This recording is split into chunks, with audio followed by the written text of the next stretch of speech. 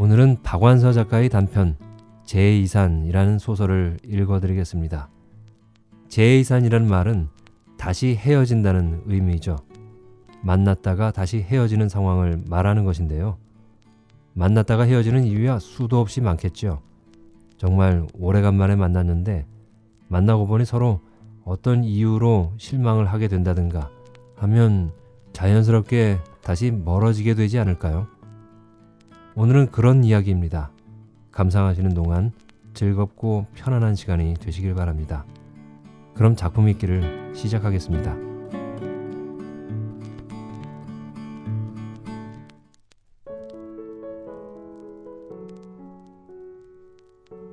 제2산 박완서. 이상해요. 암만 해도 이상해요. 아내가 다림질을 하면서 말했다. 단칸방이 다리미의 열기로 끓어오르고 아내의 목덜미에서도 그의 등허리에서도 끈끈한 땀이 끓어오르고 아내의 목소리도 지글지글 끓어오르고 있었다. 그의 단칸방을 덮은 슬레이트 지붕 위에선 8월의 햇볕이 비정한 단근질을 하고 있었다. 관상대에선 30몇 년 만의 더위라고 말했지만 60노인도 80노인도 내 생전에 처음 겪는 더위라고 장담하는 불볕더위가 보름을 넘어 계속되고 있었다. 아내의 정성스러운 다림질에도 불구하고 100% 폴리에스테르인 그의 남방 셔츠는 후줄근한 꼴을 별로 면한 것 같지 않았다. 원래는 빨래줄에서 뚝 떼다 걸치던 거였다. 질길 뿐더러 다림질할 필요가 없어 좋다는 것쯤은 화학 섬유에 대한 상식이련만 아내는 오늘따라 다리고 또 다리고 매만졌다. 해질랑은 멀었지만 찌들 대로 찌든 셔츠는 막무가내 다리밑발이 서지 않았다. 안 이상해요? 당신은 그럼... 안 이상해서 대답이 없는 게 아니라는 걸 알면서도 아내는 이렇게 짜증을 부리면서 셔츠를 옷걸이에 걸었다. 그는 못 들은 척 옷걸이에서 셔츠를 신경질적으로 떼어내면서 시계를 보았다. 안 늦었어요. 좀 식혀서 입어도 돼요. 아닌 게 아니라 셔츠엔 다리미의 열기가 그냥 남아있었다. 그러나 엉뚱스럽게도 더워 못 견디는 건 등허리가 아니라 발바닥이었다. 벼랑간 펄쩍펄쩍 뛰고 싶게 발바닥에 열불이 나서 그는 방을 뛰쳐나왔다. 안집 마루엔 그 집에 새든 네 가구의 식구들은 물론 이웃집 옆에 네들까지 모여앉아 쑥덕대다가 일제히 입을 다물고 그를 지켜보았다. 그는 평소 농지거리도 곧잘하면서 흉어물 없이 지내던 이웃들의 시선이 기대와 호기심으로 빛나는 게 낯설고 싫어서 구두 뒤꿈치를 찌그러뜨려 신은 채 허둥지둥 대문간을 벗어났다. 강시댁도 참 텔레비에 나갈 사람을 옷이라도 한 벌 새로 사입혀 내보낼 일이지.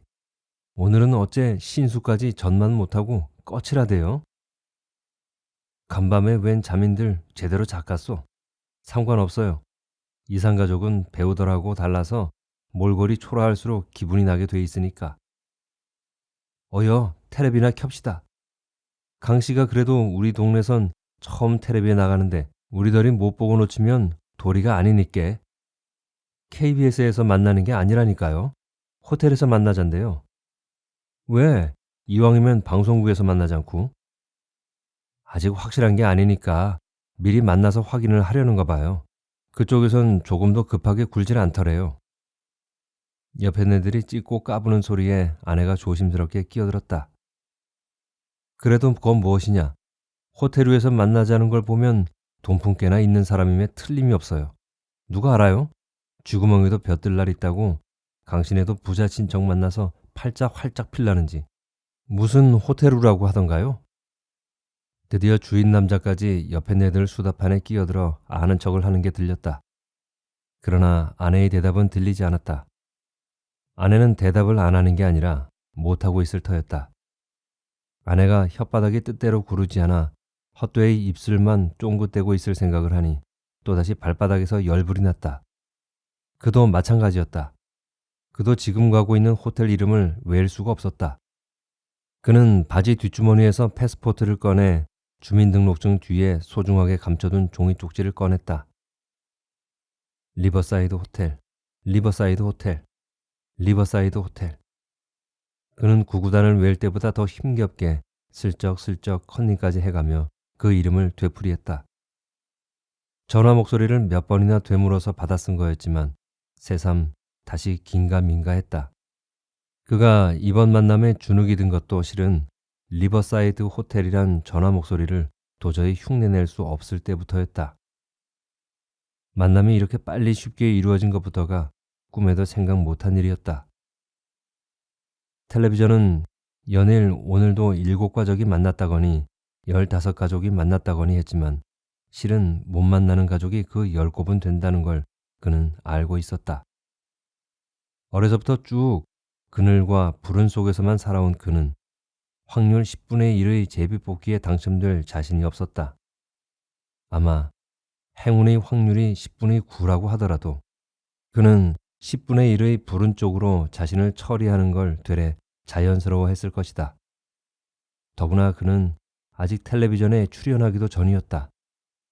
그의 접수 번호는 4만 번이 넘었고 텔레비전에선 아직 10,000번대를 방영하고 있는 중이었다. 지금 같은 추세로 나가다가는 올 가을이나 겨울에도 그의 차례는 돌아올까 말까였다. 그렇다고 해서 그가 초조해하고 있는 건 아니었다. 그는 그에게 만날 가족이 없다는 게 판가름 나기 전의 시기, 나게도 가족이 있을지도 모른다는 황홀한 희망의 시기를 그 나름으로 즐기고 있었다.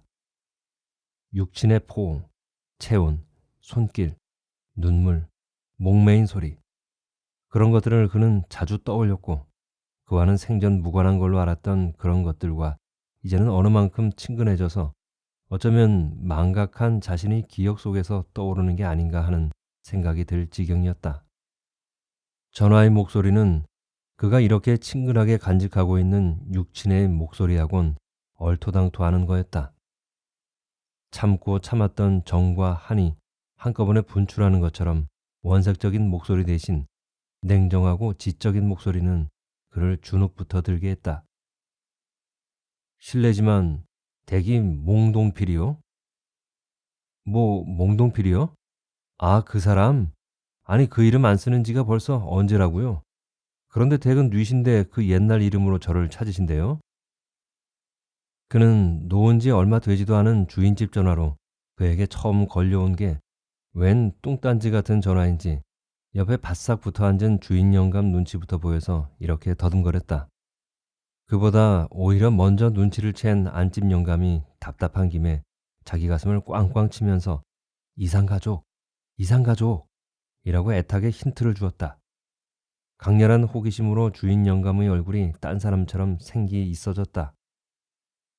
영감의 그런 생기는 자기 집에 오래 전부터 새든 강씨가 실은 몽동필이란 본명을 따로 가진 전쟁 고아여서 이산가족을 찾기에 참여할 자격이 있다는 것과 이산가족을 찾습니다를 신고할 때 새로 놓은 영감의 전화번호를 연락처로 삼았다는 걸 듣고부터 이미 비롯된 건지도 몰랐다. 이산가족들의 만남은 영감의 메마른 눈에서도 펑펑 눈물을 솟게 할 만큼 감동스러운 비극이었다. 그것을 구경하는 것만으로도 벌써 예전에 돌처럼 굳어버린 줄 알았던 심성이 세차게 흔들렸거늘 하물며 참여까지 하게 됐으니 살맛이 날 수밖에 없었다. 실직하고 병들어 집세로 근근히 살아가는 중늙은이답게 줄창 우울하고 지겨운 얼굴로 죽지 못해 살고 있을 뿐이라는 걸 과시해온 영감만 봐온 그는 영감의 변모가 문득 싫고 불안했다. 지금은 안 쓰는 이름이라. 잠깐 뜸을 들이고 나서 전화 목소리는 다시 이어졌다. 네, 저는 강동수라고 해요. 그는 벼랑간 퉁명스럽게 말했다. 그는 주눅부터 든 자신에겐지 냉정하고 지적인 전화 목소리에겐지 대상이 분명치 않은 울화가 치밀어 견딜 수가 없었다. 이렇게 요령부득인 사람 봤나? 그럼 몽동필이란 이름으로 6.25 때 헤어진 아버지 몽상진 씨와 이름을 잊어버린 어머니를 찾는다고 신청한 사람이 누구요? 네, 그건 전데요. 당신이 몽동필이야? 아냐? 그것만 말해. 목소리가 짜증스러운 듯이 반말을 했다. 제가 몽동필이구먼요. 선생님은 그걸 어떻게 벌써 아셨나요? 전 아직 텔레비전에도 안 나갔는데요. 상대방은 대답 대신 짧게 웃었다. 아니면 웃음이 아니라 한숨인지도 몰랐다. 그는 전화 목소리가 그가 찾고 있는 가족이거나 최소한 가족의 소식이라도 알고 있는 사람이려니 짐작하면서도 예감한 감동이나 기쁨은 일지 않았다. 이질감 때문이었다. 목소리의 주인이 그가 여지껏 살아오면서 만난 어떤 사람하고도 닮지 않았으리라는 예감은 얼음덩이의 촉감처럼 확실했다. 전화 목소리의 웃음 섞인 한숨 역시 그런 이질감의 표현이라는 걸 알아차리자 그는 누구에겐지 모를 노여움을 느꼈다. 전화 목소리가 애써 자제한 듯 국민학교 1학년 선생님처럼 친절하고 또박또박해졌다. 그 목소리를 통해 그는 처음으로 몽동필이라는 그의 기억 속의 이름이 이미 이상가족 명부에 올라 있음을 알았다. 그는 그의 기억 속에 싸고 싼 이름이 빛을 보고 소생하는 순간을 너무도 눈부시고 감동스럽게 상상하고 있었기 때문에 그게 미리 샜다는 데 심한 낭패감을 느꼈다. 미리 빛을 본 필름처럼 그의 기억의 암실 속에 갇힌 이름과 몇 가지 안 되는 단편적인 장면들이 무효가 될지도 모른다는 두려움이 앞섰다. 자네가 몽동필에 틀림이 없고 자네 부친이 몽상진 씨임에 틀림이 없다면 자네는 돌아가신 우리 형님의 아들일지도 모르겠네. 몽 씨는 흔한 성이 아니니까. 하여튼 한번 만나서 자세한 내력을 들어봄세. 전화 목소리는 그가 찾고 있는 아버지가 죽었다는 걸 말했을 터인데도 그는 충격을 받지도 놀라지도 않았다. 그는 스스로도 그것을 이상하게 생각했다. 그의 기억 속엔 처음부터 아버지가 없었기 때문일 수도 있었고 아버지 없이도 40여 년을 잘만 살아왔다는 오기 때문일 수도 있었다. 그의 작은아버지일지도 모르는 사람의 냉정하고 지적인 목소리에 대한 최소한의 반항일 수도 있었다. 그가 이렇게 조목조목 따져가며 그것을 느낀 건 아니더라도 그는 아버지의 죽음이 아무렇지도 않은 자신에게 쾌감 비슷한 걸 느끼고 있었다. 언제가 좋을까? 전화 목소리는 이렇게 말했지만 그에게 묻는 건 아니었다. 혼잣말로 중얼중얼 또 내일은 일본서 온 손님 접대 때문에 도저히 짬이 날 것 같지 않고 모레는 상공부와 외무부 두 군데를 뛰어야 하고 글피는 동창들과 회식이 있는 날이고 그 글피는 또 어쩌고 저쩌고 그 글피는 또 이러쿵 저러쿵. 아, 언제까지 전화 목소리는 바쁘다는 핑계를 엮어내릴 것인가. 그의 참을성이 그가 다스릴 수 있는 한계를 벗어나려 할 즈음 한결 더 떨버진 목소리가 일방적으로 받은 날이 일주일 후 토요일 오후였다. 그는 전화 목소리가 둘러대는 구실에 질려서 감히 자기에게 편한 시간은 언제인가를 생각할 엄두도 못 냈다. 작은아버지일지도 모르는 사람의 분주하고 화려한 시간에 비하면 그의 시간은 얼마나 누추하고 보잘것없는 것일까. 목소리가 그의 시간 사정을 한 번도 묻지 않은 건 조금도 이상할 게 없었다. 그런 누추하고 보잘것없는 시간이란 보다 값진 시간을 위해 언제나 대기태세로 있어야 한다는 새로운 질서의식이 그를 매우 다소곳하게 했다. 그는 전화 목소리가 문득 잊어버리고 있던 또 다른 스케줄을 생각해내면서 황급히 다음 주 토요일 오후의 약속을 취소할지도 모른다는 의구심 때문에 인사말도 하는 둥 마는 둥 전화부터 끊으려고 했다. 사람이 경망스럽긴. 난 아직 장소도 말하지 않았네. 그리고 전화는 어른이 먼저 끊고 나서 끊는 게 아랫사람이 지켜야 할 예절인 것도 모르나? 아, 네. KBS 만남의 집은 저도 알고 있기에. 만남의 집? 전화 목소리가 또 짧게 웃었다. 얼음 조각 같은 냉소였다. 원 사람도 경망스럽긴. 자네가 내 조카라는 게 밝혀진 것처럼 속단하지 말게.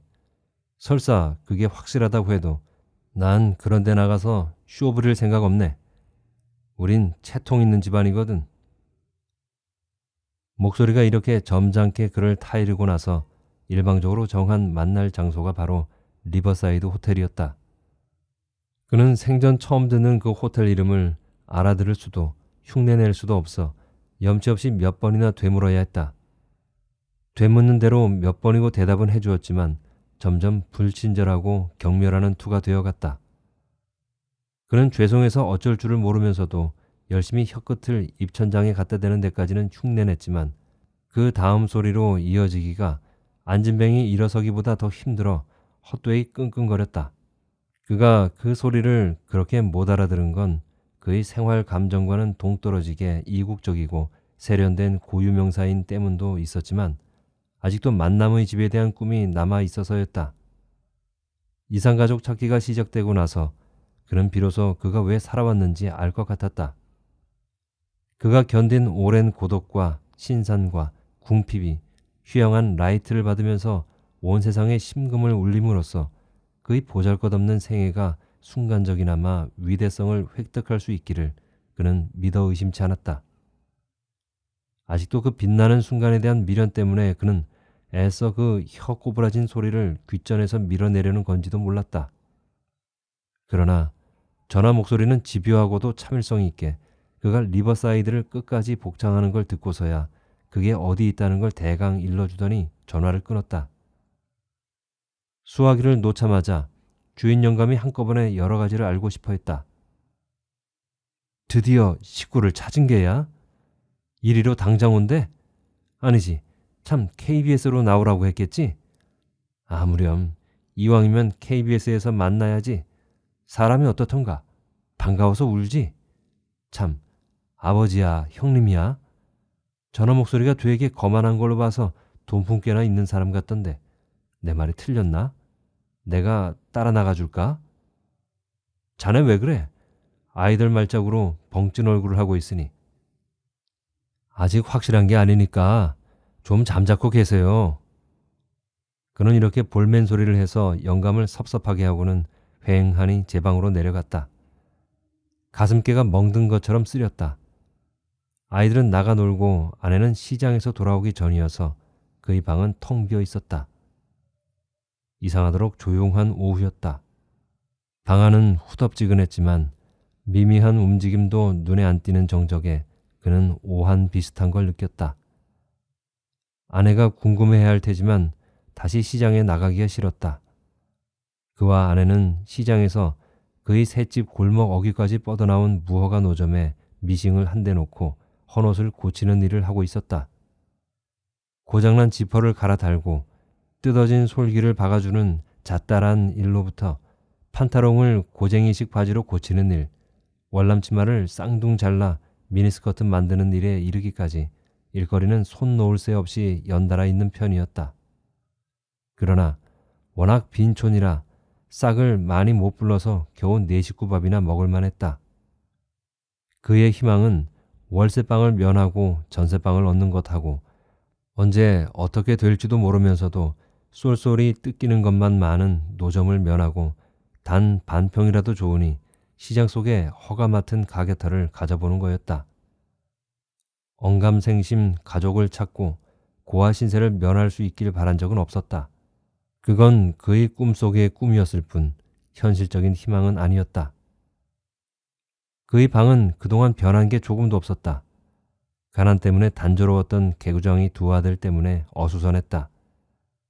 사람의 집이라기보다는 동물의 굴처럼 최소한의 공간과 최소한의 물건을 갖추고 그에게 최대한의 휴식과 평안을 주던 그의 작은 방이 벼랑간 그에게 낯설었다.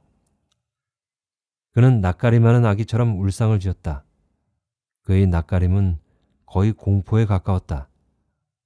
그는 그의 까닭 모를 공포를 잊으려고 이상가족 찾기가 시작된 이래 그에게 친근한 것이 되었던 육친의 포옹, 체온, 손길, 눈물, 목매인 소리 그런 것들을 떠올리려고 했다. 그러나 그건 좀처럼 떠오르지 않았다. 전화 목소리가 그걸 지워버린 것처럼. 나는 그런데 나가서 쇼 부릴 생각 없네. 우린 채통 있는 집안이거든. 그는 가슴가에 손을 얹었다. 무엇에 다쳐 그곳이 멍들었는지 알 것 같았다. 이 오사를 할 놈 나가 죽어라. 이 오사를 헐놈아, 내 놈 죽었단 소리를 들으면 내가 춤이라도 덩실덩실 출라.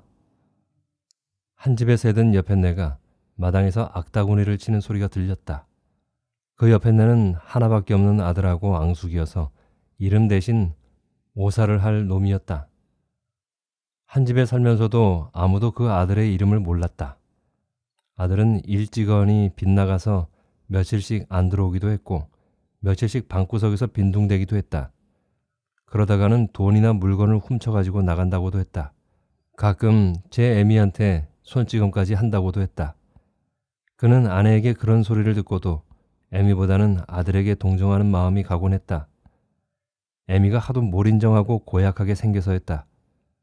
허구한 날 제 자식에게 오사를 하라고 저주를 해서 그런지 특별히 못생긴 얼굴은 아닌데도 인상이 고약하다 못해 흉측했다.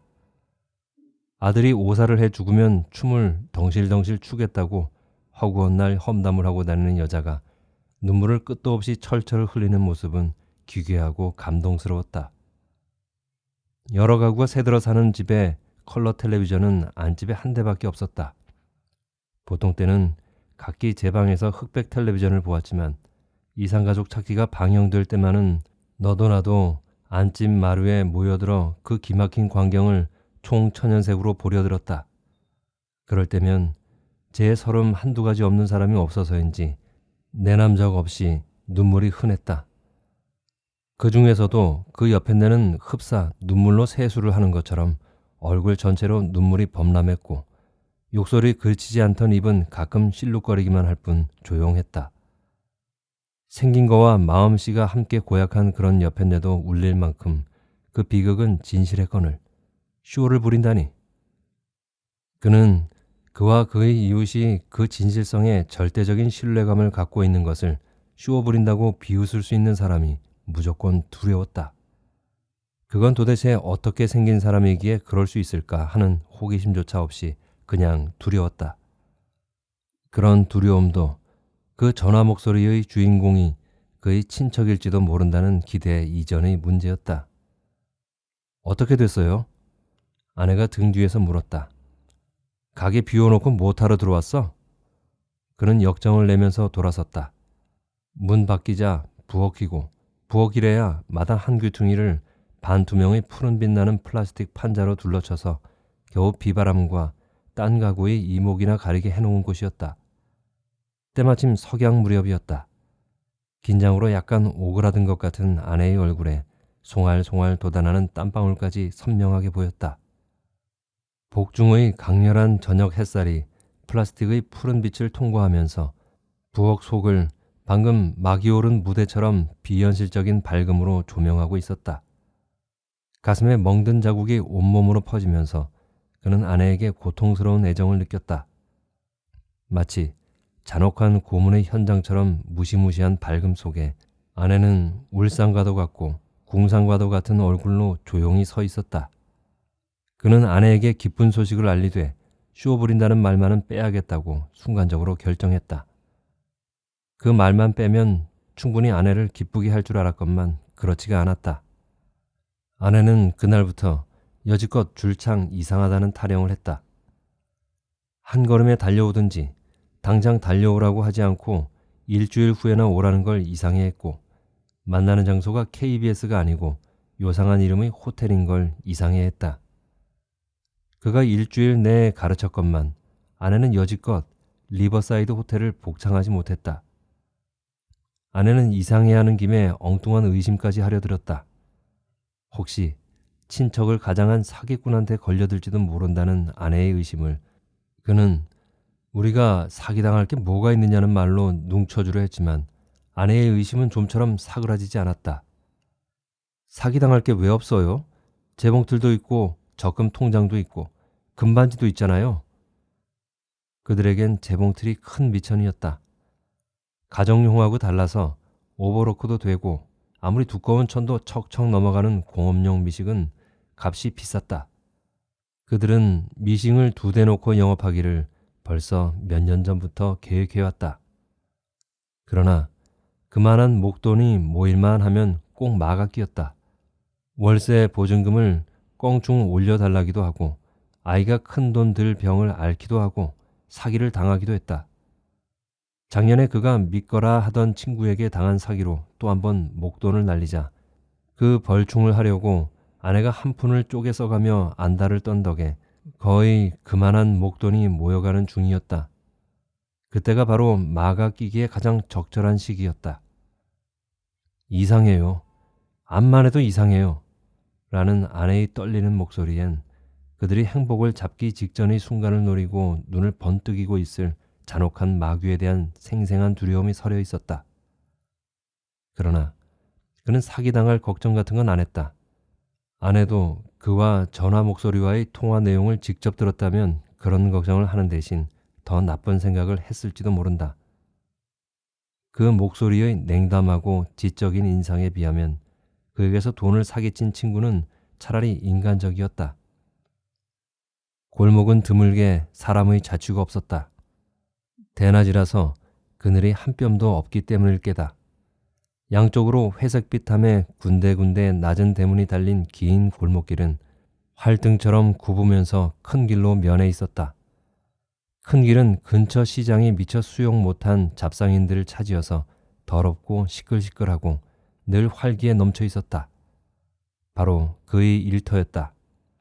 그 일터에서 그는 양장점집 아저씨로 통했다. 그는 좀 마음에 들게 고쳐진 옷이면 주인이 찾으러 올 때까지 옷걸이에 걸어놓기를 잘했다. 그냥 걸어놓는 게 아니라 베니어판으로 만든 벽에다 요리조리 잔재주를 부려 걸어놓으면 그럴듯해 보여서 찾으러 오는 사람도 좋아하고 지나가던 사람도 맞춤옷 같다고 눈여겨보았다. 그에겐 그런 손재주와 그곳 주민들보다 약간 앞선 센스가 있었다. 그는 아주 가끔 그가 정말 주인이 되는 꿈을 꾸었다.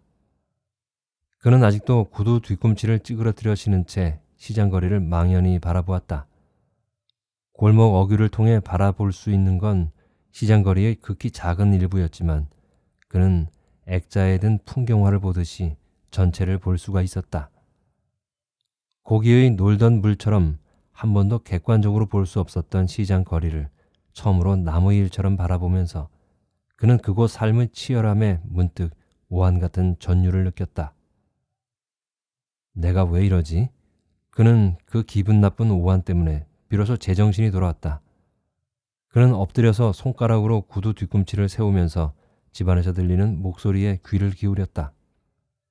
텔레비전을 크게 틀어놓아 옆에 네들의 목소리는 더 이상 알아들을 수가 없었다. 대문간에 쳐놓은 푸른빛 발을 통해 앞집 마당에 핀 주황빛 한련꽃과 반짝이는 수도꼭지가 보였다. 그 두 가지는 서로 얼토당토하는 거였지만 약속이라도 한 듯이 그가 잠깐 잊고 있던 더위를 들쑤셔 놓았다. 골목은 한 뼘의 그늘도 없이 햇빛이 은박지처럼 두텁게 깔려 있었다. 그는 불에 데인 듯이 질겁을 하며 골목을 빠져나왔다. 시장거리의 아는 얼굴들이 그에게 아부 섞인 아는 체를 하면서 오늘 텔레비전에 나올 거냐고 물었다. 이미 파다하게 퍼진 소문에 그는 속으로 넌더리를 내면서 입속으로 요령부득한 소리를 중얼댔다. 그의 가게터는 쉰다는 표시로 천막지를 쳐놓았지만 종길이는 만날 하던 버릇으로 그 근처에서 빙과를 빨면서 아이들하고 놀고 있었다.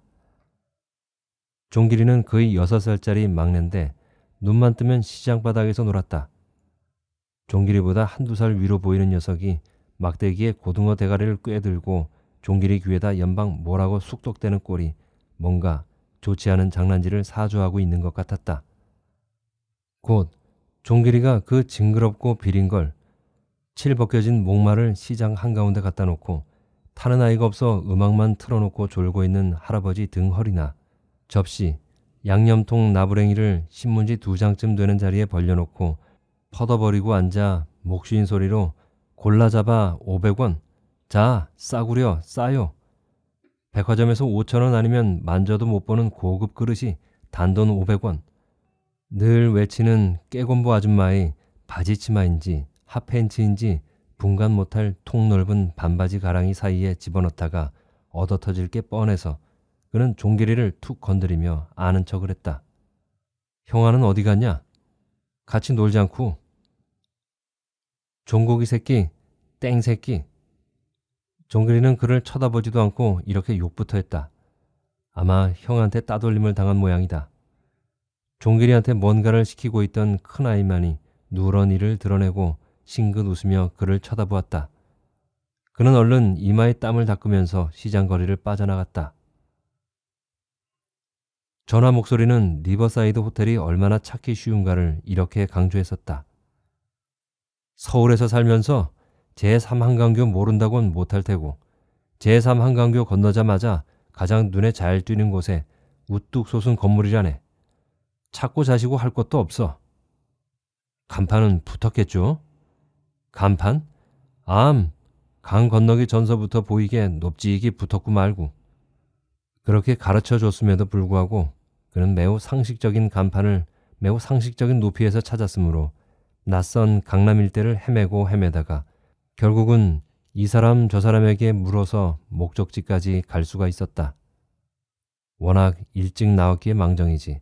첫 대면서부터 크게 실례할 뻔했다고 허둥지둥 발걸음을 가까스로 진정시키고 남이 하는 대로 제법 의젓하게 생전 처음 호텔이라는 데를 들어섰다. 들어서자마자 문 뒤에 지키고 섰던 말쑥한 청년이 그에게 정중하게 허리를 굽히며 물었다. 실례합니다만 몽동필 선생 아니십니까? 아니요. 네, 몽동필이가 전뎁쇼. 그는 선생이란 존칭이 붙은 자기 이름이 귀에 설어서 이렇게 부정을 했다가 긍정을 했다가 어쩔 줄 몰랐다. 이쪽으로 오십시오. 사장님이 기다리고 계십니다.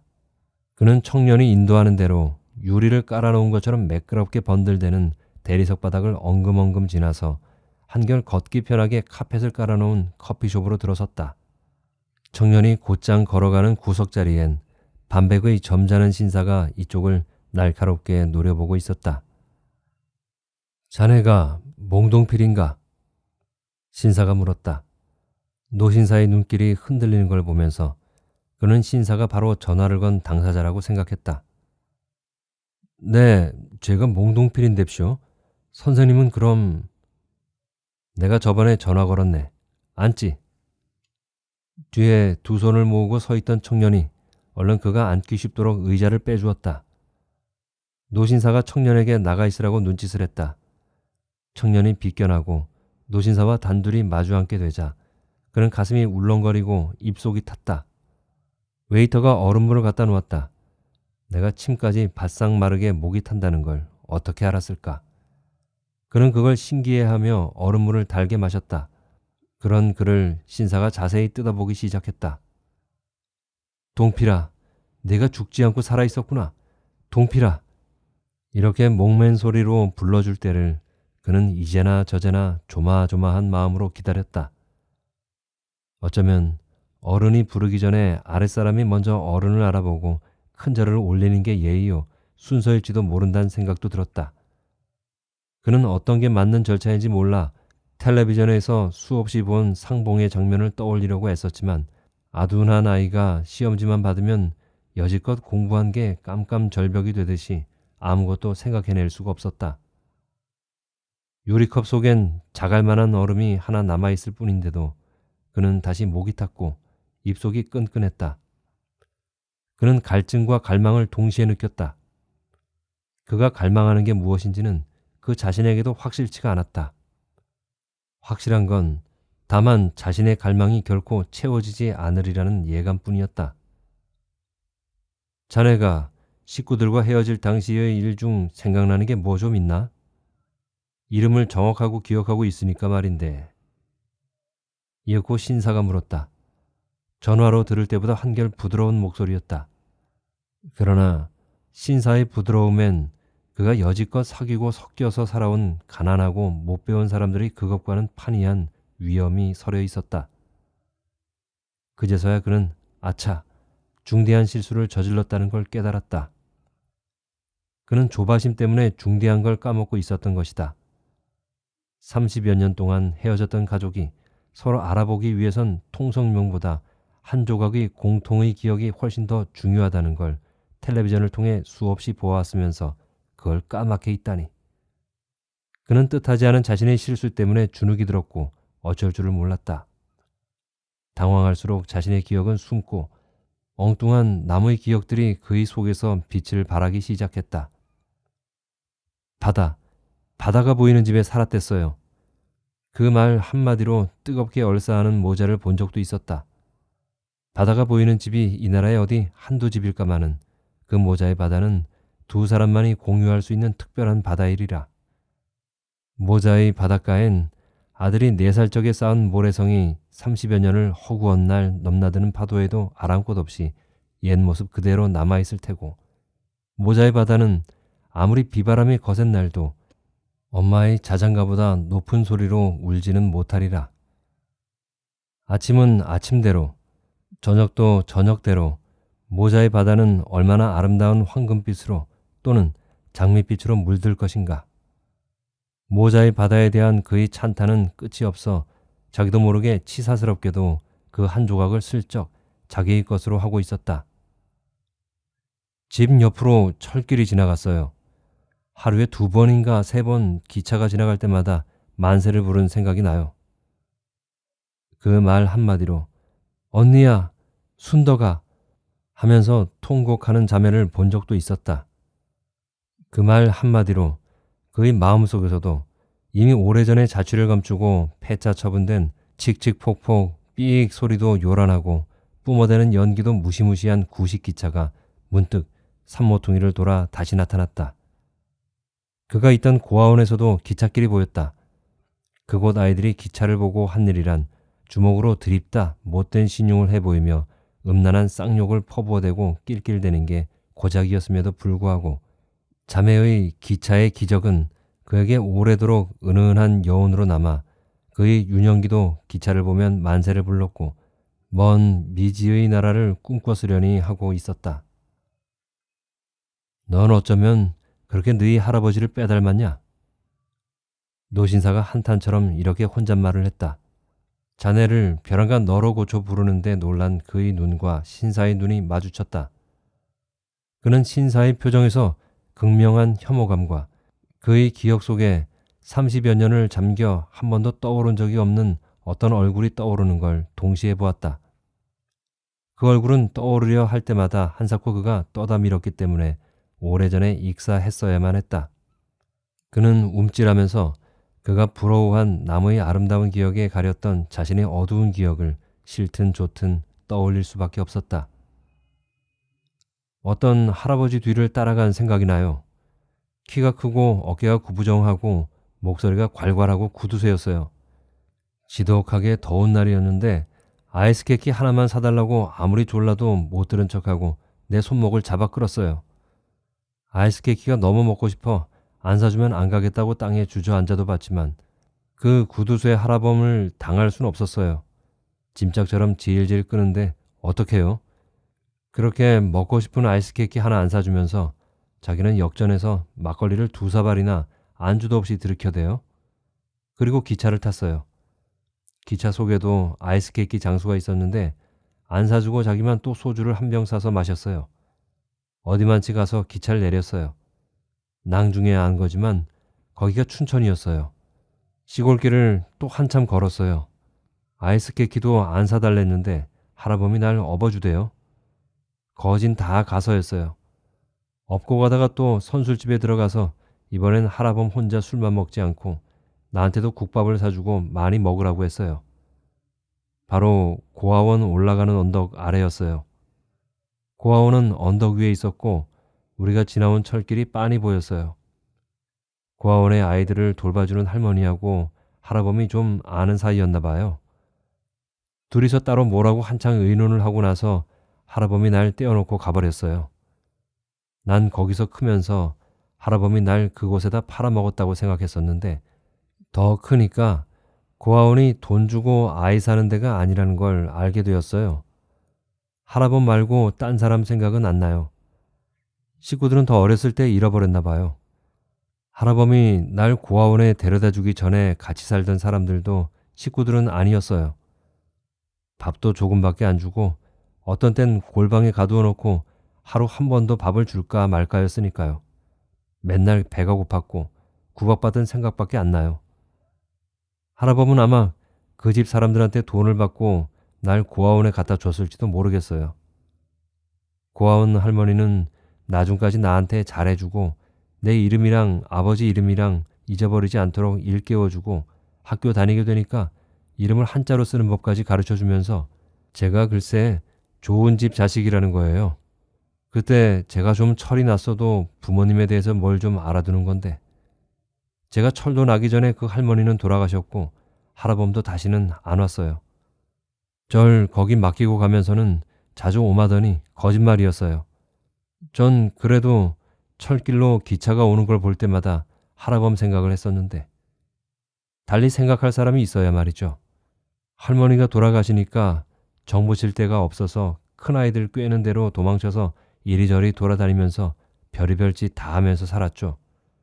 그래도 도둑질만은 안 했죠. 지금의 집사람 만나기 전까지는 순 떠돌이였어요. 우리 집사람은 저보다는 나은 집 딸이에요. 없이 살긴 했지만 친정 식구들이 제법 여럿이고 우애도 있거든요. 신사가 어흠 헛기침을 한다. 그는 신사의 헛기침을 불필요한 말에 대한 제동쯤으로 알아듣고 얼른 입을 다물었다.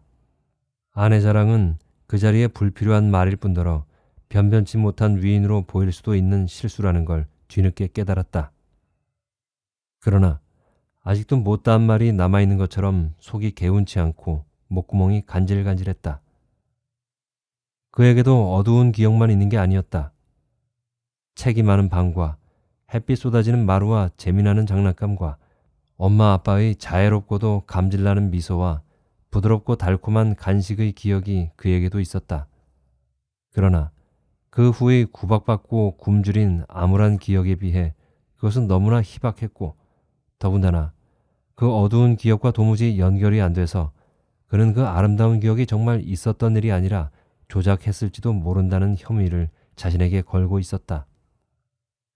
고아원 할머니의 편애와 좋은 집 자식이라는 엉뚱한 귀뜸은 어린 그에게 그 정도의 환상을 만들어내게 하기에 충분한 것이었다. 또 어려서부터 몸이 작고 힘이 남과 같지 못해 큰 애한테 얻어맞거나 심부름을 당하기가 십상이어서 그럴 때 간혹 그가 양갓집 자식이라는 자부심으로 맞섰다가 번번이 더 심한 모욕과 야유를 당하고 심지어는 돌아도 한참 돈 불쌍한 놈 취급을 당한 기억도 그런 말을 삼가게 했다. 그는 아내 자랑으로 우습게 된 자신의 채통을 회복하기 위해서 무슨 말이든지 해야 된다고 생각했지만 아무것도 생각나지 않았다. 도대체 그가 본 수많은 상봉 중 그렇게 많은 말을 한 상봉은 한 번도 없었다. 그저 한마디면 좋겠다.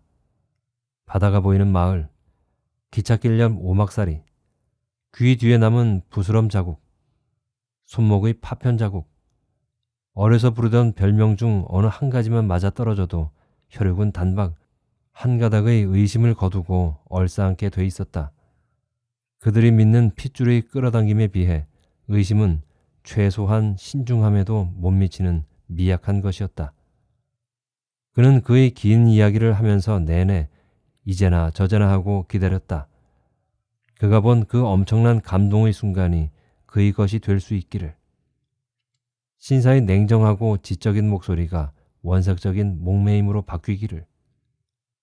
그런 갈망을 허탕치게 하고 싶지 않았기 때문에 그는 그의 어두운 기억을 실제보다 길게 늘릴 수밖에 없었는지도 모른다.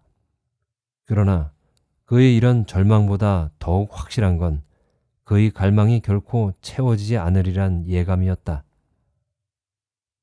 그 할아범만 다시 와주었어도. 전 실상 할아범을 기다렸거든요.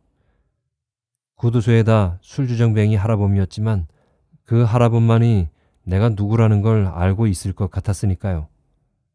그때 조금만 더 컸어도 할아범에게 뭘 좀 더 물어봤을 텐데. 그만해 둬라. 그분이 너희 친할아버지시다. 노신사가 역정스럽게 말했다. 그는 깜짝 놀라 아무 말도 못하고 신사의 얼굴을 쳐다보았다. 신사의 당당하고 사람을 얕잡는 듯한 태도가 눈에 보이게 흔들리고 있었다. 그러나 우울하고 침착하지 못한 눈길과 쓰디쓰게 일그러진 입가는 반가움이나 감동보다는 낭패감을 여실히 드러내고 있었다. 그럴 리가. 친할아버지가 그럴 리가. 할아버지는 저를 고아원에다 버렸다니까요. 아이스케이크도 안 사주고. 그는 가뜩이나 보잘것없는 자신이 유아로 퇴영해 가는 것 같은 자포자기한 심정으로 이렇게 부르짖었다. 너는 그 어른을 누구보다도 빼닮았다. 너는 그분을 이해해야 된다. 그 시대와 그 시대의 우리 집안 사정을 이해할 수만 있다면 자연히 그분을 이해할 수 있을 게다. 그럼 선생님이 제 작은아버지임에 틀림없단 말씀입니까? 그래. 아버지가 돌아가신 것도 사실이고요. 그럼 어머니는요? 그래. 그때 어머니도 함께 참변을 당했단다. 그땐 그런 때였거든. 할아버지는 너를 거기 갖다 맡기고 오셔서 곧 중풍으로 쓰러지셔가지고 반년 만에 돌아가셨고. 작은아버지, 그는 결코 오랫동안 꿈꾸고 연습한 목매인 소리를 낼 수가 없었다. 노여움조차 섞이지 않은 공허한 자신의 목소리에 그는 심한 배반감을 느꼈다. 신사의 대답은 더욱 뜻밖이었다. 작은아버진 그냥 삼촌이라고 부르렴. 요샌 다들 그렇게 부르더라. 이것으로 만남은 이루어진 건가? 끝난 건가? 그는 그것을 분간할 수가 없어서 어쩔 줄을 몰랐다. 삼촌보다 먼 사촌간도, 당질간도, 사촌 동서나 처남 매부간도 하도 뜨겁게 얼싸하는 것만 봐온 그는 그의 만남이 이루어진 것을 도무지 믿을 수가 없었다. 믿을 수 있는 건 오직 더 이상 기다릴 만남이 남아있지 않다는 거였다. 더는 만남을 꿈꿀 필요가 없어졌다는 사실이 부모나 할아버지의 죽음보다 훨씬 더 생생한 현실감이 되어 그를 뚫고 지나갔다. 그는 온몸이 뻥 뚫린 것처럼 허전해서 꼼짝 못하고 다만 삼촌의 얼굴을 물끄러미 바라다만 보았다. 삼촌이 먼저 눈길을 피하면서 몹시 대면대면한 목소리로 말했다. 참, 강동수라는 이름은 어떻게 된 거냐? 나무라는 투였다. 그는 슬쩍 넘어갔으면 하고 바란 잘못을 정면으로 지적당했으므로 가슴이 두근거렸다. 그건 고아원에서 같이 도망친 형 이름이에요. 그 형이 후에 아버지를 찾게 돼서 저도 그 집에 한 식구처럼 얹혀 산 적이 있었죠. 그 아버진 미장이었고 어머니는 안 계셔서 사는 게 엉망이었지만 지금 생각하면 그래도 내 어릴 적 중 그때가 그중 좋았던 것 같아요. 그렇지만 좋은 시절은 눈 깜빡할 새에 지나가 버리나 봐요. 그 형이 교통사고로 죽었어요. 나보다 한 살밖에 더 먹지 않았지만 참 믿음직한 형이었는데 아버지가 너무 애통해하길래 제가 형 대신 아들 노릇 하겠다고 했죠. 정말 그럴 작정이었는데 아버지도 곧 공사장에서 발을 헛디뎌서 죽고 말았어요. 아버지한테 한 맹세도 있고 또 형은 호적이 제대로 돼 있어서 형의 이름을 그냥 쓰는 게 여러모로 편했어요. 그래서 강동수로 여지껏 내려온 거예요. 원 사람도 변변치 못하긴. 자넨 우리 집안의 장손이야. 귀한 성씨를 그렇게 지각 없이 버리고 미장이 자식 행세를 하다니. 삼촌의 나무라는 투는 좀 더 노골적으로 변했다. 그 미장이도 참 좋은 사람이었어요. 불쌍하고요. 저한텐 참 잘해줬어요. 그는 그렇게 그의 소년기의 한때를 가정적인 정으로 감싸주었던 노인을 변명했지만 잘해줬다는 것의 참뜻을 삼촌이 결코 알 리가 없다는 노여움이 지글지글 끓어오르는 걸 느꼈다. 그래도 그렇지. 자기 성명 삼자를 그렇게 지각 없이 저버리고 지금 무슨 낯으로 친척들을 보려는 게야? 우리가 자네한테 자네가 몽둥필이라는 증거를 대라면 어쩔 텐가? 우린 얼마든지 그럴 수도 있다는 걸 자네는 알아야 되네. 삼촌의 태도가 칼빛처럼 서슬이 있어졌다. 그는 속으로 그럴 수도 있겠죠. 나를 내다 버리기도 했는데 뭘 못하시겠어요. 그렇게 빈정거리면서도 겉으론 웃음을 잃지 않고 유들유들하게 말했다. 제가 할아버지를 쏙 빼닮았다면서요? 그게 증거가 아니겠어요? 그건 내가 가진 증거지 자네가 가진 증거가 아니잖아. 나는 자네가 우리 식구를 조금 더 안 닮았다고 말할 수도 있는 문제란 말일세. 알아듣겠나? 그는 어안이 벙벙해서 삼촌의 얼굴을 물끄러미 쳐다보았다. 삼촌이 벼랑간 칼빛 같은 서술을 거두고 파한대소했다. 하하하, 그건 어디까지나 농담이고, 하여튼 이렇게 조카를 찾게 돼서 기쁘구먼. 삼촌이 손을 내밀었다.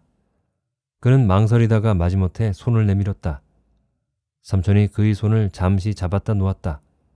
그리고 그가 현재 뭐 해먹고 사나를 꼬치꼬치 물었고 아내와 자식들에 대해 물었다. 그는 행여 아내 자랑이 나올까봐 조심해서 간단히 대답했다. 무표정한 얼굴로 다 듣고 난 삼촌은 그의 아버지가 7남매의 맏이었다는 것과 그래서 맏이를 잃고도 아직 6남매가 남았으니 그에겐 삼촌이 4세, 고모가 2이나 된다는 것과 거기서 낳은 자녀가 15이나 되니 그에겐 또 사촌, 고종사촌이 그만큼 되는 셈이었지만 그중 7명이 외국에 나가 있고 또 15명의 사촌 중 5명이 이미 결혼해서 거기서 낳은 자손이 7이니 그의 2 아이까지 한다면 육촌끼리가 9이 된다고 했다. 사촌이니 육촌이니 하면 요새 아이들은 친척으로 치려고도 안 하지만 대가 2번 갈리면 사촌, 3번 갈리면 육촌인 것을. 삼촌이 처음으로 감개무량한 듯 말하고 그를 곰곰이 눈여겨보았다. 그러나 그는 촌수 감각도 수적 감각도 없이 멍하니 듣고만 있었다. 구두쇠 할아범이 누구라는 게 밝혀졌다곤 하지만 그 노인으로 하여금 장손을 고아원에 갖다 맡기게 한 연유와 그의 기억이 고아원보다 더 암울한 악몽으로 남아있는 그를 학대하고 구박한 사람들이 누구일까 하는 수수께끼는 아직도 안 풀린 채였다. 내일이 일요일이니 마침 잘 됐다. 우리 집으로 대소가를 다 불러 모을 테니 너도 내 식구 데리고 오너라. 저녁이나 같이 하자꾸나. 앞으로 친척으로 지내려면 우선 상면을 해야 하지 않겠니? 그동안 혼자 외롭게 고생한 너한테는 안 된 얘기다만 우린 번족할 뿐 아니라 다 먹고 살만하단다. 그리고 참 너희 아버진 6.25 전에 명문대학 조교수였고 너희 어머니는 의사였느니라. 그때도 그랬지만 오늘날의 수준으로 봐도 최고급의 지성인 부모 밑에서 태어난 네가 아무리 세상을 잘못 만났다곤 해도 제대로 된 교육 한번 못 받고 고생한 게 무엇보다도 가슴 아프구나. 그러나 어쩌겠니? 넌 벌써 40을 바라보는 나이고 내 자식들이나 잘 길러 훗날을 기약해야지. 삼촌이 심란하고 우울하게 말했다. 그리고 리버사이드 호텔에서 얼마 멀지 않은 곳에 있는 아파트의 동호수를 일러주었다. 그 아파트가 그가 내일 찾아가야 할 큰삼촌네 집이었다. 집에서 기다리고 있던 아내에게 그는 말수를 지극히 아껴서 경과 보고를 했음에도 불구하고 그가 드디어 부자 친척을 찾았고 그의 아버지는 대학 교수였고 그의 어머니는 의사였다는 소문은 순식간에 그의 골목 안에 자자해졌다. 아내는 교수와 의사 시부모가 30여 년 전에 이미 고인이 된 분이라는 걸 별로 개의치 않았다. 아내에겐 그들 처지로는 감히 쳐다보지도 못할 높은 자리인 줄 알았던 교수와 의사가 그의 시부모였다는 것만으로 벅찼다. 세상에, 너희 할아버지가 교수셨단다. 그리고 할머니는 의사셨고. 그러면서 아이들을 얼싸안고 눈물을 글썽였다.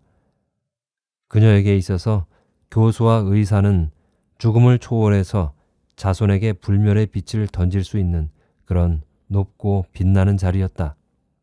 실제로 그녀는 장난만 심하고 공부는 질색인 아들들의 악바리 같은 얼굴에 은은한 귀티가 후광처럼 서리는 걸 본 것처럼 느끼기조차 했다. 아내는 그 귀한 씨가 자신의 배를 빌려 태어난 것만도 황공한데 여지껏 그 귀한 씨들에 대한 대접이 얼마나 소홀했나에 생각이 미치면 큰 죄를 지은 것처럼 몸둘 바를 몰랐다. 먹는 것, 입는 것, 거처하는 곳, 노는 것, 어느 하나도 그 귀한 씨에 대한 대접으로 소홀하지 않은 게 없지만 특히 못나고 무식한 부모 밑에 태어나게 한 게 그 귀한 씨한테 한 가장 큰 못할 노릇이다 싶었다. 아내는 이제라도 그 귀한 씨들에게 못다한 대접을 해야겠다 싶었고 그녀도 남편과 함께 못나고 무식한 티를 벗고 귀한 씨의 부모다워져야 된다고 생각했다. 이왕 그렇게 되지 않을 수 없는 바에야 빠를수록 좋았고 내일까지면 더욱 좋았다. 그녀는 안 먹고 안 입고 한 푼 두 푼 모이는 대로 은행도 못 믿어워 장 및 비닐장판 밑의 비닐봉투 속에 모은 돈을 아낌없이 풀었다. 아이들과 부부의 옷을 제법 어디서 들을 듯한 상표 붙은 걸로만 골라서 샀고 수도가에서 대강 씻기던 아이들을 데리고 공중탕에도 갔다. 여름이라 다행이었다. 옷값도 쌌고 구색갖춰 입어야 할 가지수도 적었다. 이런 아내를 그는 물끄러미 바라다만 보았다. 아내의 흥분을 부추기고 싶지도 말리고 싶지도 않았다. 문득 아내와 아이들이 내일 삼촌에서 당할 일을 생각하면 가슴이 졸아드는 듯한 공포감을 느꼈다. 그러나 그것을 아내에게 설명하는 일은 불가능했다. 아내가 그렇게 도도하고 자신있게 구는 것이 처음이라는 것도 그를 무력하게 했다. 그는 될 수 있는 대로 내일 일을 낙관하려 들였지만 얼굴에서 근심하는 빛을 지우진 못했다. 아내는 부자 친척을 만나고도 도무지 좋은 내색을 안 하는 남편을 이상하게 여기기보다는 정작 찾고 싶어한 부모가 다 돌아가셨다는 걸 확인했으니 의당 그래야 한다고 생각했다. 삼촌을 만나러 나가기 전까지만 해도 이것저것 근심과 의심이 그치지 않던 아내는 딴 사람처럼 오직 새로운 환경에 적응하기에 열중하고 있었다. 그러나 아내의 새로운 환경이란 얼마나 짧고 헛된 환상일까. 그는 그걸 미리 알고 있다는데 쓰라린 죄의식 같은 걸 느꼈다. 아내는 밤이 깊은 줄도 모르고 거울 앞에서 머리 모양을 요모조모 바꿔보기도 하고 얼굴에다 오일을 썰어 붙이기도 하고 입술 그리는 연습을 하기도 했다. 다음 날은 아침부터 서둘렀지만 큰아이가 없어져서 동네방네 찾으러 다니느라 아내가 미자원 가서 머리하느라 그럭저럭 점심때가 지나서야 삼촌의 아파트에 당도했다. 처음 와보는 고층 아파트였다. 그는 아내와 아이들 앞에서 혹시 실수라도 할까봐 잔뜩 긴장해서 엘리베이터를 타고 8층을 누르고 엘리베이터 문이 닫히고 마침내 상승해서 어김없이 8층에서 문이 열리자 자기도 모르게 회심의 미소를 짓고 어깨를 한번 으쓱했다. 그런 자신감을 타고 그는 제법 호기 있게 807호 초인종을 눌렀다. 보랏빛 홈웨어를 입은 부인이 문을 열었다. 작은 어머니라니 싶기도 했고 아닐 것도 같았다. 얼굴은 젊다고 할 수는 없었으나 화장이 짙고 더구나 잘잘 끌리는 홈웨어 끝으로 드러난 맨발 끝의 새빨간 매니큐어가 부인의 나이를 종잡을 수 없게 했다. 아이들이 양쪽에서 그의 바지가랑이를 잡으면서 뒤로 물러났다. 여기가 몽씨 댁인가요? 그렇소만. 아, 네, 전 몽동필이라고 하는데요. 삼촌을 어제 만나 뵙고 집사람 데리고 인사차. 아, 이상가족? 부인은 이렇게 짧게 말하고는 문에 손잡이를 쥔 채 안에다 대고 날카롭게 악을 썼다. 여보, 어떻게 된 거예요? 이상가족이 벌써 왔으니. 당신 저녁 초대했다고 하지 않았소? 응, 난 분명히 저녁 초대를 했는데. 상관 있나 뭐. 좀 일찍 왔기로 쏘니 집안길인데. 어서들 들어와. 못이 고이 적삼을 입은 삼촌이 부인 뒤에 나타나며 이렇게 말했다. 밖에서 볼 때보다 한결 부드럽고 인자한 모습이었다. 하여튼 당신 흐리멍텅한 건 알아줘야 한다니까. 그러면서 부인이 겨우 길을 비켜주었다. 어려서부터 마구 놓아 길러서 환영받고 있지 않다는 데 대해서 별로 민감하지 못한 아이들은 어른들의 어색한 분위기에 아랑곳 없이 거실 장식장에 놓인 것들을 이리저리 만져보고 있었다. 부인이 부엌에다 대고 호들갑스럽게 구원을 청하자 가정부인 듯 싶은 여자가 뛰어나와 주섬주섬 손 안 닿는 위칸으로 옮겨놓기 시작했다. 녀석들. 삼촌이 아이들의 머리를 한 번씩 쓰다듬고 나서 소파에 앉았다. 절 받으세요. 작은아버님, 아니 삼촌. 그래, 절들 해라. 당신도 이리 오구려. 삼촌은 가정부와 함께 장식장의 것을 치우고 있는 부인을 불렀다. 그는 아내와 아이들을 양쪽에 거느리고 큰 절을 올렸다. 절을 받고 나자 숙모가 정색하고 말했다. 이렇게 만나게 돼서 반갑다. 그동안에 고생 많았다는 건 안다. 이 탓 저 탓에 무엇하겠니? 세상 잘못 만난 탓인걸. 너희가 명색이 장손인데 너무 어렵게 사는 것 같아 마음이 걸리지만 어쩌니? 앞으로 우리 마음 쪽으로나마 서로 도읍자꾸나. 너희 아버님 빼고 남은 6남매가 지금은 다 노경에 접어들었고 자손들도 다 출중하게 두어 남부럽지 않게 살고 있다만 젊어서는 다 고생도 할 만큼 했느니라. 제가끔 다 자수성가해서 그만큼 사는 거지 물려받은 재산이 있어서가 아니라는 걸 너도 명심하고 있길 바란다. 조금 있으면 삼촌, 고모, 사촌들이 몰려올 게다. 너희가 해야 할 종가 노릇을 우리가 대신하고 있어서 무슨 일만 났다 하면 우리 집으로 모인단다. 저녁 약속인 줄 알고 저녁에 모이라고 했는데 너희가 이렇게 벌써 왔으니 몇 군데 다시 전화해봐야겠다. 삼촌도 자네라고 하다가 너라고 하기까지 한참 걸렸는데 숙모는 처음부터 똑 떨어지게 너요 헤라였다.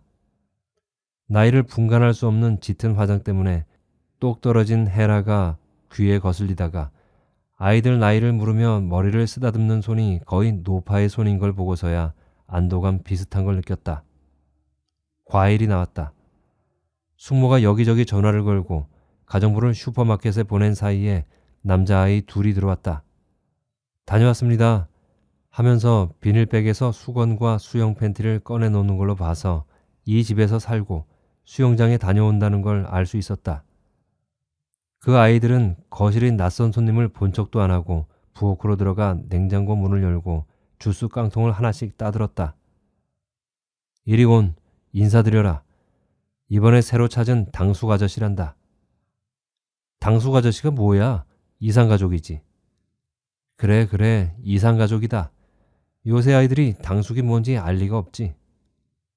숙모가 이렇게 말하면서 작은 아이를 끌어당겨 무릎에 앉히고 아들 내외가 미국에 가 있는 동안 손자를 데리고 있는데 힘이 이만저만 드는 게 아니라고 말했다. 가만히 있자.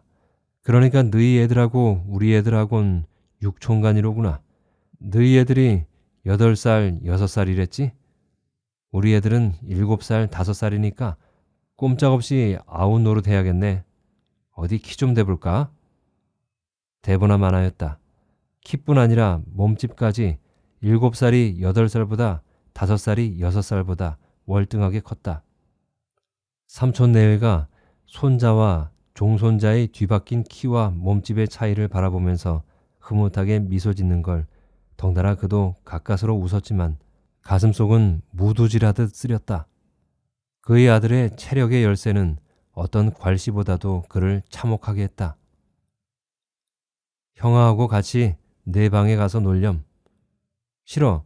나보다 작은 형아가 어딨어? 투실투실 살찐 5살짜리가 6살짜리 종길이를 보는 눈의 노골적인 우월감을 잃고 그는 섬뜩하도록 생생한 두려움을 느꼈다. 종길이는 갓난아이처럼 뜻모를 소리를 웅얼대며 엄마의 치마폭을 쥐어짜고 있었다. 왜 이렇게 못나게 구니? 그는 종길이를 잡아 끌었다. 그의 성난 소나귀에서 종길이의 팔이 당장 으스러질 듯이 가냘펐다. 그는 종국이 학교 공부가 시원치 않아서 지능이 남만 못할까봐 걱정한 적은 어쩌다 있었어도 발육이 남만 못하리라고는 상상해 본 적도 없었다. 종국, 종길이는 동네에서도 이름난 개구쟁이였고 남을 때려서 걱정이지 맞고 울고 들어온 적은 없었기 때문에 그만하면 아들 형제는 튼튼하게 뒀다는 자부심마저 가지고 있었다. 자, 내 방에 들어가서 같이 놀아라.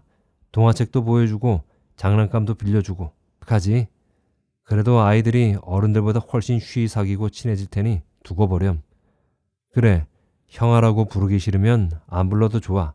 할머니가 허락해주지. 육촌보다는 벗이 가까운 세상이니까 그냥 벗하렴. 알았지? 예쁜 내 새끼. 숙모가 그러면서 자기 손자들이 살찐 볼에 번갈아서 쪽 하고 입을 맞추더니 내 아이를 방으로 들여보냈다. 곧이어 가정부가 돌아오고 숙모는 부엌으로 들어가고 삼촌은 얘들이 왜 이렇게 안 오지? 혼잣말을 하면서 텔레비전을 켜고 야구 중계를 보기 시작했다. 초인종이 울렸다. 이제야 슬슬들 나타나기 시작이로군. 숙모가 손수 문을 열러 나가면서 중얼거렸다. 어머, 작은 고모. 언니, 이런 법이 어디 있수? 우리 장조카를 찾는 자리에 나를 빼놓으려 하다니 그게 말이나 되우? 오늘 마침 셋째 오빠네 전화 걸었기 망정이지. 하마터면 나만 쏙 빠질 뻔했잖아. 작은 고모가 호들갑을 떨면서 들이닥쳤다. 마르고 키와 입이 큰 게 인상적이었다. 아무리 작은 고모를 일부러 빼놓았을까? 무엇에 삐쳤는지 한동안 안 들리기에 무심했지. 내가 그동안 안 들린 게 뭐 자의였수? 순순히 타의였지. 내가 마치 오빠네하고 언니네를 이간질시킨 것처럼 난리들을 치니까 나 없이 잘들 해보시라고 발길을 끊었던 거지. 내가 빠지니까 오손도손 깨가 쏟아집디까? 깨가 쏟아지긴 작은 고모가 없으니까 동기간 많은 것 같지도 않습디다. 안고 빠진 빵은 아니고. 아유, 수다 좀 작작 떨고 이 사람들 아는 척이나 좀 해요. 글쎄 말이야, 언니. 난 입에 발동이 걸리면 못 말린다니까. 내 입 때문에 언니가 날 안 불렀으려니 짐작 못한 것도 아닌데도. 그러고 나서야 작은 고모는 비로소 그에게 아는 척을 했다. 수다스러운 깐으론 아는 척은 간략했다. 어머, 얘가 동필이야? 큰오빠 좀 닮긴 한 것 같은데 왜 그렇게 작냐? 그러면서 가볍게 포옹을 하고는 저만치 물러났다. 고모님, 절 받으세요. 아내가 자기의 존재도 알리고 싶어서 이러면서 일어서자 그도 따라 일어섰다. 절? 야, 치워라, 치워버려. 너하고 나하고는 7살 차이밖에 안 돼. 내가 고아원 갈 때 5살이었으니까 난 12살밖에 안 됐었지. 내가 15살만 넘었어도 조카가 고아원 가는 걸 눈뜨고 보고만 있었겠니?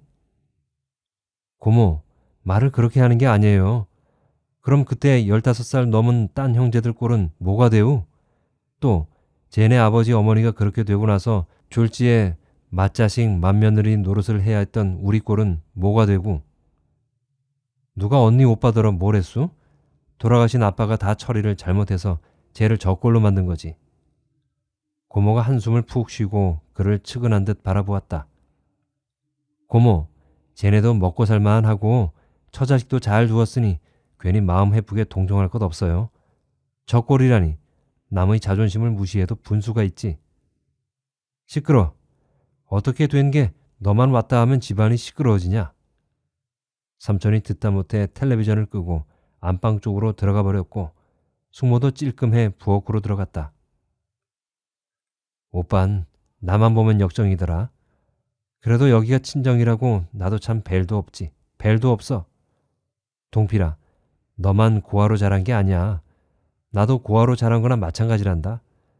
넌 3살 때 너희 부모 잃고 5살 때 너희 할아버지가 널 고아원에 갖다 줬고 난 11살 때 어머니가 돌아가시고 13살 때 아버지마저 돌아가셔서 저 올케 손에 자랐으니 내 신세나 피장파장이지 뭐. 생각해봐라. 6.25 때 억울하게 죽은 맏아들의 자식을 고아원에 데려다주는 할아버지의 심정은 오죽했을 것이며 그 집안구석 형편은 오죽했을까를. 내가 그런 올케 밑에서 자랐느니라. 시아버지가 장손을 고아원으로 끌고 가게끔 만든 며느리가 시누이한텐 어떻게 했을까 짐작하고도 남지. 고아원보다 별로 날 것도 없었지. 작은 고모, 정말 듣자 하니 숫째 사람을 잡아. 숙모가 고소한 양념 냄새나는 손을 휘두르며 다시 마루로 나왔다. 언니, 말이야 바른 대로 말이지. 그때 나만 빼고 다 장성한 아들, 딸이 5이나 되면서 부모를 한꺼번에 잃은 조카 자식 하나 건사를 못한 게 말이나 되우? 언니는 그때 유일한 며느리였으니까 그 책임이 한층 더 크지. 고모, 그럼 동필이를 고아원으로 내친 게 나란 말이오? 아유 분해. 언니, 고정해요. 누가 언니랬수? 아버지가 제일 데려간 생각은 나도 나요. 그렇지만 오죽했으면 나도 오죽했으면 아버님이 그러시도록 내버려뒀겠어요. 난 당초에 이 집 맏며느리로 들어온 게 아니잖아요. 둘째 며느리로 들어와 딴살림 나서 처다들을 낳고 오붓하게 살다가 벼랑간 날벼락도 분수가 있지. 호랍이 된 시아버님에다 고아가 된 조카에다 시동생, 시누이 등 자그마치 7 식구를 새로 떠맡게 됐으니 그때 내 나이 겨우 25이었어요. 숙모가 억울한 걸 못 참아 눈물이 그렁해졌다. 알아요, 알아. 호랍이 되고 경제력도 없어진 시아버지는 망령까지 나고 남편은 30살에 쫄병으로 나가고 시동생 시누이는 극성 맞고 거기다 또 조카 자식을 떠맡았으니 지옥이지 지옥. 그렇지만 그게 난리 탓이지 내 탓 할 건 뭐 있어요? 고모가 처음부터 난리 탓을 했는데 내가 이러는 거요? 고모 정말 말조심하지 않으면 나 의절할래요. 의절하구려. 나 겁 안 나요. 언니가 하고 싶으면 뭘 못하겠수? 흥. 또 내 탓을 하고 싶은가 본데 그러는 게 아니에요. 그때 참 아버님도 너무하셨지. 버는 사람이 있나 먹을 게 있나. 흔해 빠진 건 식구뿐인데 제 자식 제쳐놓고 조카 자식 먼저 걷어먹이려니 어디 있다고. 제가 또 극성 맞고 심하기가 오죽했어야 말이지. 온종일 징징대는 걸 좀 혼내줬더니만 뿌르르 애를 끌고 나가 고아원에다 맡길 건 또 뭐람?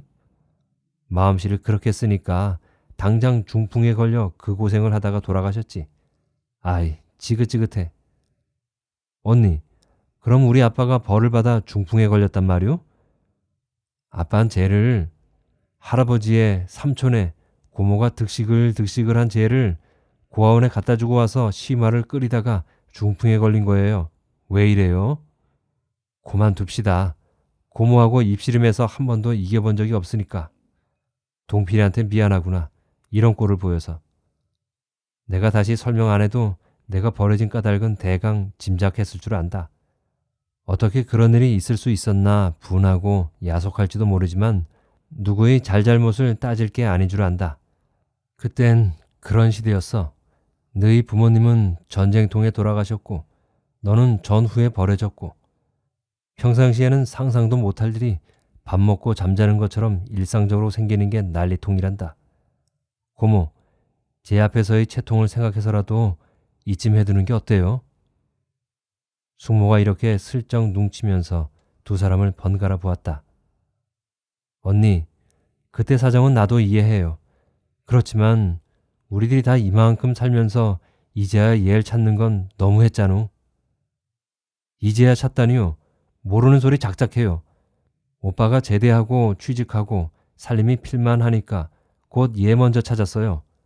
그러나 수소문에서 얘를 맡긴 고아원을 찾아갔을 땐 벌써 얘가 도망친 후였어요. 그 밖에 딴 노력은 안 해봤잖아요. 그걸 왜 꼭 우리만 해야 해요? 그 여러 삼촌 고모들을 그만큼 공부시켜 출세시키고 결혼시켰으면 그런 일쯤 하면 안 되나요? 지금 나를 나무라는 작은 고모는 한 번이라도 그런 노력 한 적 있어요? 어머머, 언니, 난 막내유. 그런 어려운 일이 나한테까지 차례가 올 게 어딨소? 그럼 입 다물고 가만히 있어요. 숙모가 부엌으로 들어가려는데 아이들 방에서 떠드는 소리가 나더니 집 아이들이 깔깔대며 뛰어나왔다. 할머니, 할머니, 이상가족 아이가 한글도 못 읽는다? 2학년이라는데 내 동화책을 우기보다도 못 읽고 떠듬대다가 나더러 읽어달래. 1학년 보고 책 읽어달라는 2학년이 어딨어? 그치, 할머니? 종국이도 종길이도 부끄러운지 따라 나오지 않고 남의 방에 틀어박혀 있었다. 그는 부끄럽고 부끄러워 온몸에 모닥불을 담아 붓는 것 같았다. 펄쩍펄쩍 뛰고 싶기도 했고 엉엉 울고 싶기도 했다. 서가 그러면 못 써. 가끔 그렇게 늦게 되는 애가 있단다. 숙모가 서기를 나무라는 소리는 부드럽고도 의기양양했다. 그런 애가 어딨어. 우리 반 꼴찌도 한글은 다 아는데. 너희 반엔 없어도 저기 변두리로 가면 밤마다 그런 아이가 수두룩하단다. 하나도 흉댈 게 없어. 알았지, 서가? 아유, 요 똘똘한 거. 할머니, 나 쟤한테 형아라고 안 그래도 되지? 나보다 키도 작고 한글도 모르니까. 네 맘대로 하렴. 촌수로 육촌이면 요새 세상에 친척인 줄이나 알면 되지. 형 아우 따질 게 있나 뭐. 근데 종국이 새낀 저더러 형아라고 안 그러면 죽여놓겠다고 공갈치잖아. 저런, 그래도 형아 노릇을 하고 싶은가 보지. 우리 석이 우긴 착하지.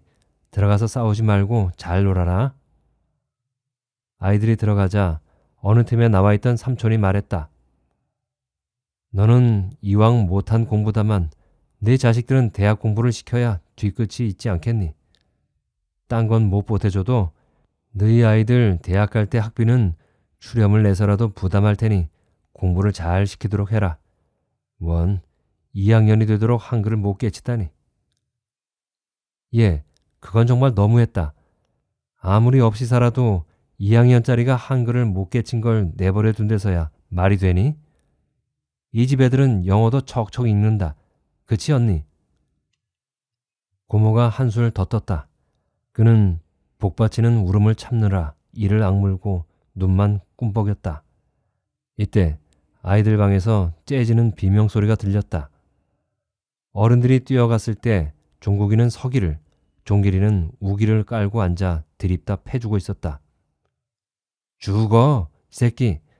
죽여버린다, 이 새끼야. 종국이와 종길이는 뭐가 수틀렸는지 이렇게 쌍욕을 하면서 자기보다 큰 동생을 하나씩 깔고 앉아 마음껏 때리고 쥐어뜯고 있었다. 아유, 이를 어째요? 아, 여보, 이를 어째요? 아내가 그의 가슴에 얼굴을 묻으며 참았던 울음을 터뜨렸다.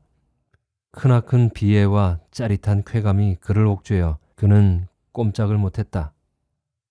아니, 무엇더라는 거야? 자식이 살인을 해도 바라다만 볼 사람들 아닌가? 삼촌과 숙모가 대성일가라고 덤벼들어 종국이와 종길이를 당신들 손주로부터 떼어내어 벽에다 메어 꽂았다. 머리를 세게 부딪힌 종국이가 다시 새끼들을 연발하며 엉엉 울기 시작했다. 아내가 종국이를 품에 안았고 덩달아 서럽게 우는 종길이는 그가 안았다. 분에 못 이겨 종국이가 머리로 제 애미 가슴을 들이받는 걸 보는 숙모가 혀를 차며 말했다. 그 애 참 못쓰겠구나. 애를 어쩌자고 그렇게 독종으로 키웠을꼬?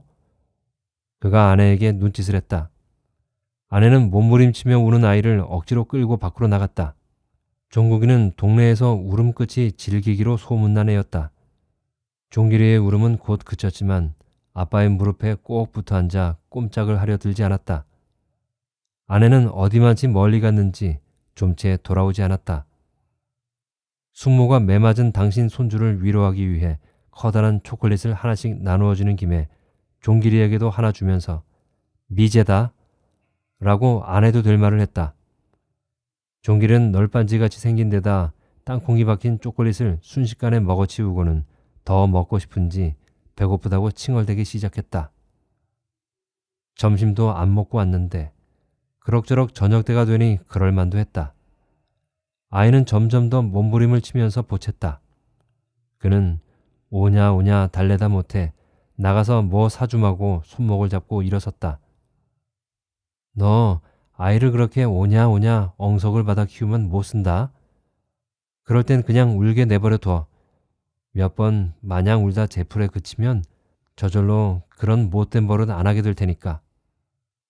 고모가 훈계조로 말했다.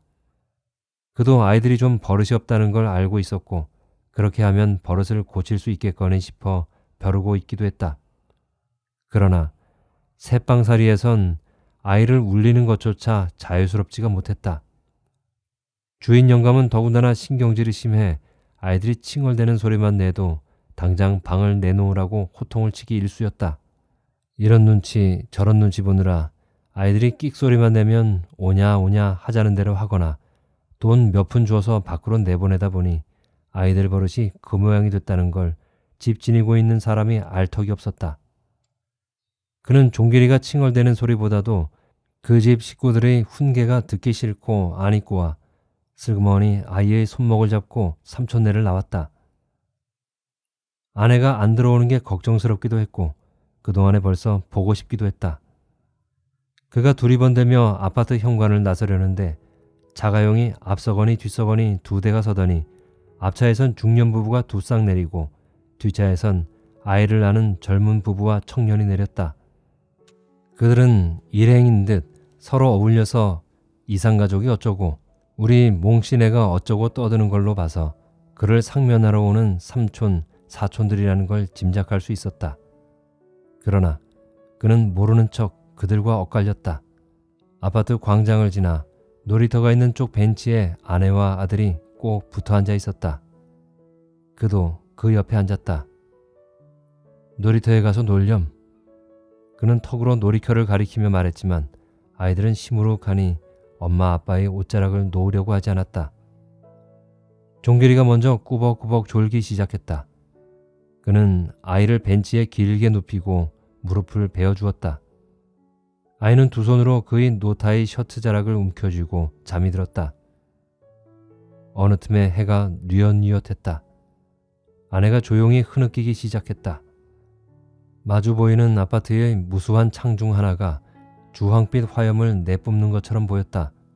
그는 석양빛을 받아 헛되이 불타는 창을 오래도록 바라보았다. 해가 지자 주황빛은 우울한 잿빛으로 사유였건만도 그는 맹렬히 번지는 불꽃을 보고 있었다. 그가 보고 있는 건 이미 석양의 반사가 아니라 그의 가슴 속에 가득한 분노였다.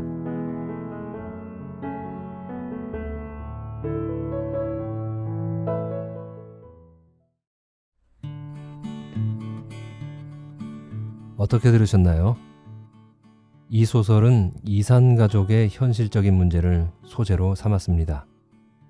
소설의 주인공은 6.25 전쟁으로 인한 이산가족입니다. 그러다 예전 KBS에서 했던 이산가족 찾기 운동을 통해서 혈육을 다시 찾아 만나게 된 것 같은데 만나고 보니 사는 형편이나 생각이나 그런 것들이 영 어울리기 어렵다는 것을 깨닫게 됩니다.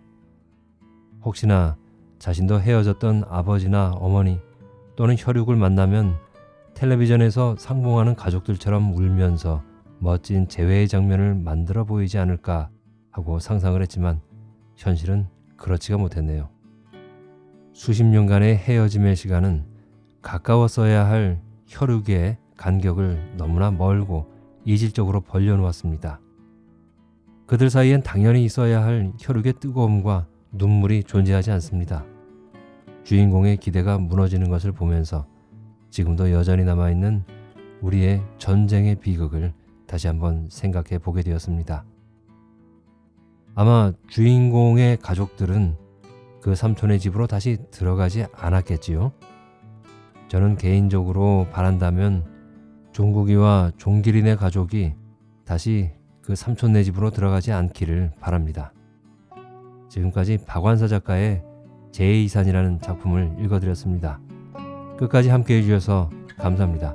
다음에 뵐 때까지 건강하시고 행복하세요.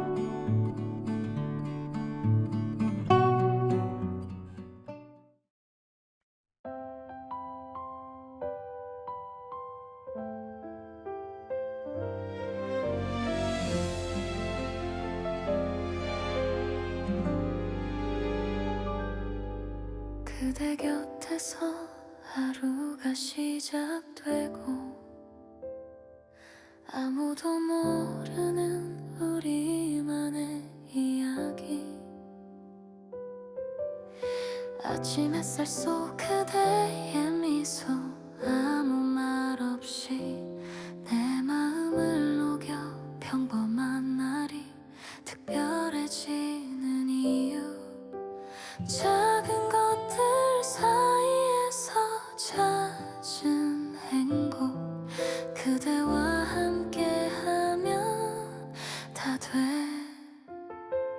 그대 하나면 충분해 따뜻한 감정이 넘쳐져 놓지 못하는 마음 그게 사랑이었어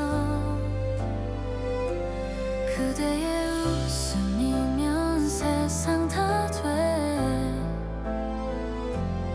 그대의 눈빛이면 나는 다 돼.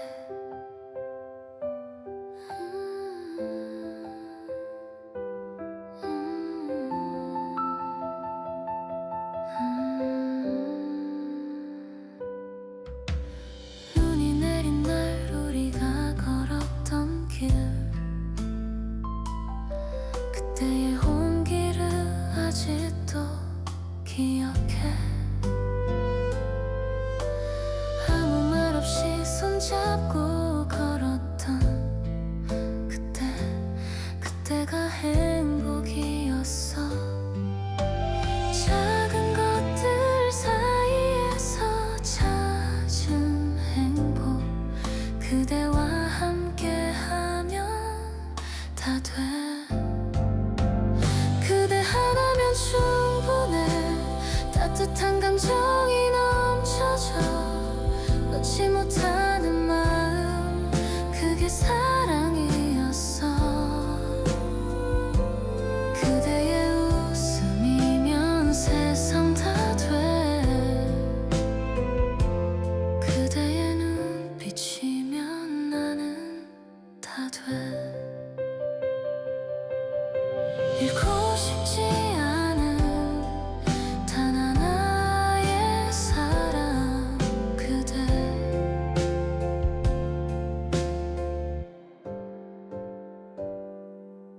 어떤 날이 와도 내가 고를 사람은 그대야.